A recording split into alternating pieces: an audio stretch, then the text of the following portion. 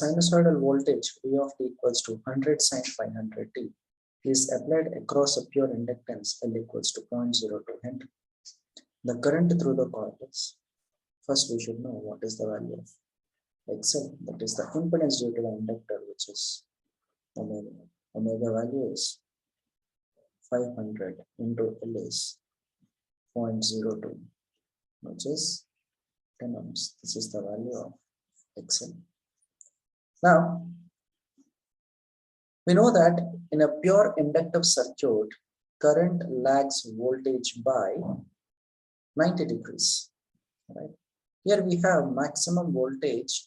So maximum current, let's call it as I naught, is equal to sine of omega t minus 90 degrees. Minus 90 because current lags the voltage by 90 degrees.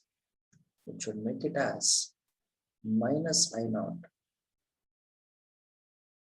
cos of 500t. And I naught value is given by V naught by Z, maximum voltage by impedance, cos 500t. That is minus of V naught is 100 by Z. Here Z is nothing but XL itself because there is no other element in the circuit. Divided by 10 into cos 500t. That is minus 10 cos 500. That would be option B.